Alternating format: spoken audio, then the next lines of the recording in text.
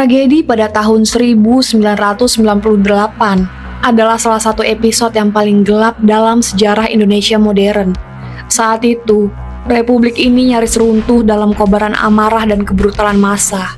Dan dalam waktu yang singkat, negeri yang sebelumnya penuh dengan harapan berubah menjadi neraka bagi banyak orang, terutama mereka yang terjebak dalam pusaran kerusuhan. Tanggal 12 Mei 1998 menjadi penanda awal tragedi besar itu. Ribuan mahasiswa Universitas Trisakti turun ke jalan dengan damai, menuntut reformasi.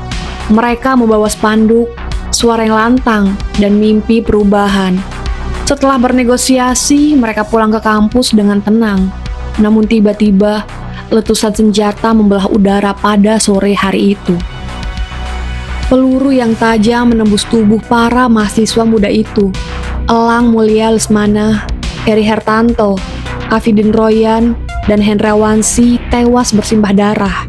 Mereka bukanlah seorang perusuh, mereka juga bukan komplotan penjahat, tetapi mereka hanyalah mahasiswa yang berharap negeri ini lebih adil dalam segala aspek. Pada keesokan harinya, tanggal 13 Mei 1998, amarah rakyat pun meledak. Jakarta seketika berubah menjadi lautan api. Toko-toko dijara, mobil dibakar, dan gedung pun runtuh di lahap kobaran. Yang paling tragis, Plaza Klender berubah menjadi kuburan massal. Ratusan orang yang terjebak di dalamnya tewas terbakar hidup-hidup. Aroma daging hangus pun memenuhi udara kota pada saat itu.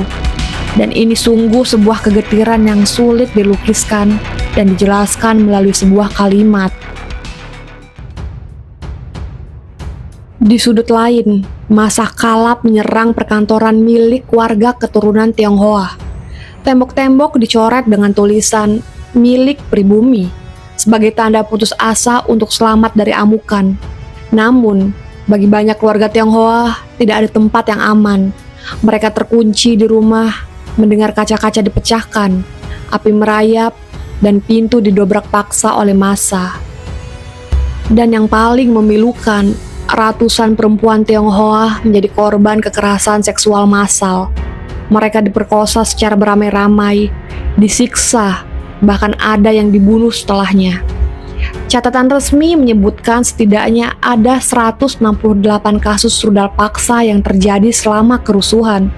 Sungguh membuat bulu kuduk merinding untuk membayangkannya. Tragedi ini tidak muncul secara tiba-tiba. Ia lahir dari akumulasi masalah serius di bawah rezim Orde Baru. Terjadi krisis ekonomi. Nilai harga rupiah anjlok dari Rp2.500 ke Rp16.000 per dolar. Harga-harga melambung naik, perusahaan bangkrut, PHK massal terjadi, dan jutaan orang pun menganggur akibat ini. Terjadinya korupsi, kolusi, nepotisme yang merajalela. Bayangkan ketika kita hidup di bawah tekanan pemerintah yang otoriter. Suara rakyat seolah tidak ada artinya apa-apa. Pers dibungkam, dilarang untuk mengungkapkan kebenaran yang sebenarnya. Oposisi dipaksa diam, dan ruang kritik pun ditutup dengan rapat. Militer, mereka bukan lagi sekadar penjaga negara, tetapi mereka ikut untuk menentukan arah politik. Sementara itu, aktivis yang berani bersuara kerap diculik, hilang tanpa jejak, dan kritik dilenyapkan. Ini membuat rasa takut untuk ditanamkan. Dan inilah merupakan wajah dari era rezim diktator. Kekuasaan yang berdiri di atas diamnya rakyat. Lebih dari 40 regulasi diskriminatif mereka membatasi ekspresi budaya dan partisipasi politik. Di satu sisi mereka ditekan, tetapi di sisi lain segelintir konglomerat Tionghoa ditekatkan pada kekuasaan. Akibatnya, ketika krisis melanda, etnis Tionghoa sering sekali dijadikan kambing hitam. Kombinasi krisis multidimensi ini adalah bom waktu, dan Mei 1998 menjadi puncak saat ledakan hebatnya terjadi. Di tengah kobaran api, tekanan terhadap Soeharto semakin tidak terbendung. Mahasiswa, rakyat, tokoh masyarakat, hingga elit politik mulai berbalik. Dan pada akhirnya, Pada tanggal 21 Mei 1998 di Istana Merdeka, Soeharto menyatakan pengunduran dirinya, sebuah babak baru terbuka pada era reformasi. Namun luka tragedi itu tidak akan pernah benar-benar sembuh. Hingga hari ini, pelaku kekerasan belum tersentuh hukum. Keadilan bagi korban pun masih menggantung dan entah kapan akan diselesaikannya.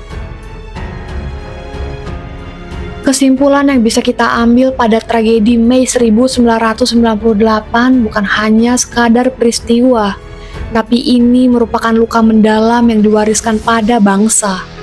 Ia adalah saksi betapa nyawa manusia bisa diremehkan ketika kekuasaan dijalankan tanpa hati nurani.